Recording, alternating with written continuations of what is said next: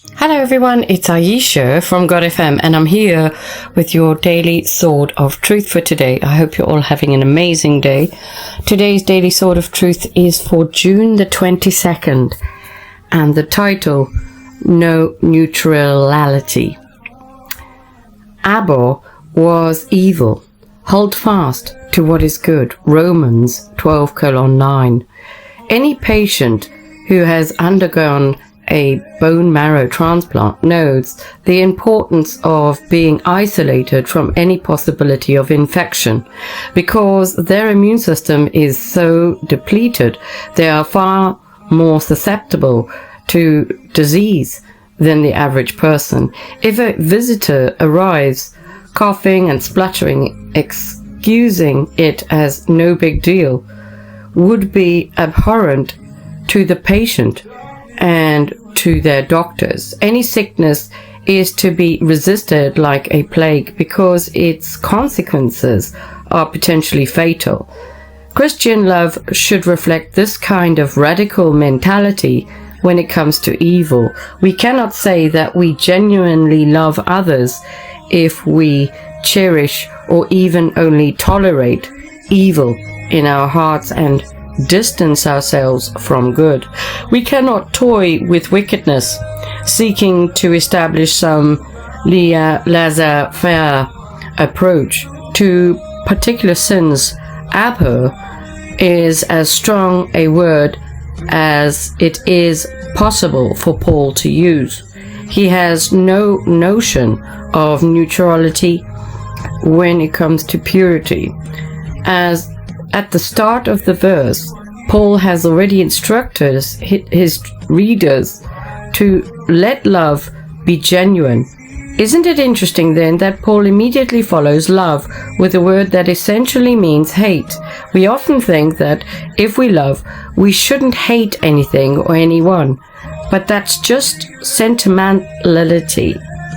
Paul makes it clear that love does not rejoice at wrongdoings. 1 Corinthians 13:6. If you love your spouse with a passionate purity, you hate everything which would rob you of that relationship. Otherwise, your love is not love. The same applies to our love for the things of God. We cannot love holiness without hating its opposite.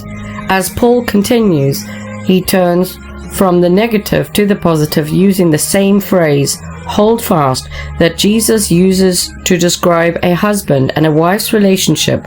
See Matthew 19:5. Paul doesn't use this phrase arbitrarily. Marriage is the closest human union possible, psychologically, intellectually, and spiritually. So Paul is saying here that Christian love should have a superglue commitment to goodness. We must be careful not to fall into the world's trap of calling evil good and good evil, or being those who put darkness for light and light for darkness. Isaiah 5:20. God's people understand that there is a time for love and a time for hate. Ecclesiastes 3:8. So, how would you describe your attitude to evil, especially those sins that are most attractive to you or most celebrated by those who live around you? What would change if you abhorred them? Today, rely on God's Spirit to enable you to love properly by hating what God does. Echoing the prayer of John Bailey, "O God, give me the power to follow after that which is good. Now as I pray, let there be no secret purpose of evil formed in our minds that waits for an opportunity of fulfillment." Praise the Lord. And the references for this are in Mark 9:42-50, as well as Jeremiah 46-47 and Matthew 28. I do hope you enjoyed the Daily Sword of Truth today. It's Ayesha from godfm. And if you want to find me, you can find me on Podbean, Spotify, Amazon, Samsung, Chrome, YouTube, Apple, X, as well as TikTok and Telegram as godfm News, godfm New, godfm Radio, godfm Group, and godfm Media. I hope you have an amazing day. It's Ayesha from godfm. Take care.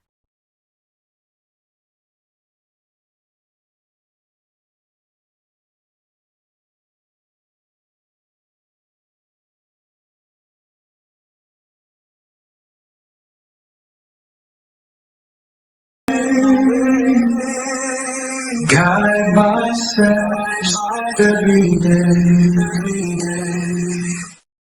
Only you can heal my heart.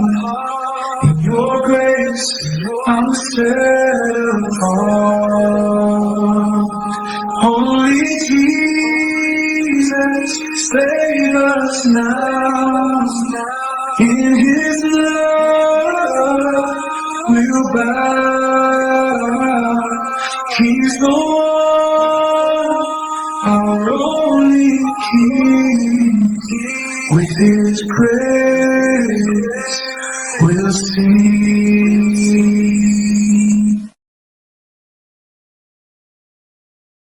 In the darkness, you are near.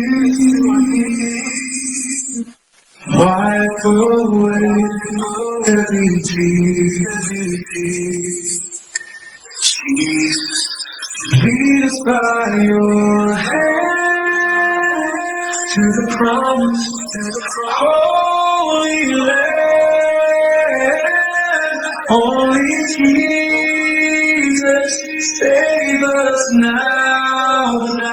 In His love, we'll bow.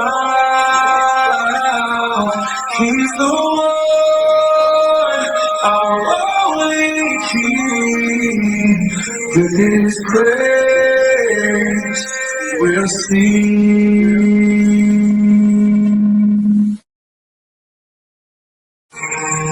In the darkness, you are near. Wipe away every tear. Jesus, lead us by your hand to the promised Holy Land. Only Jesus, save us now. In His love, we'll bow.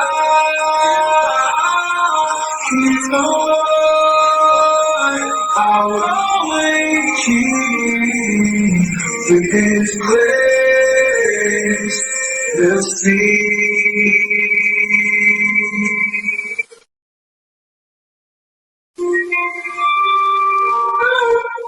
Only Jesus, save us now. In His name, oh God, He's the one, He's the only King. His praise, guide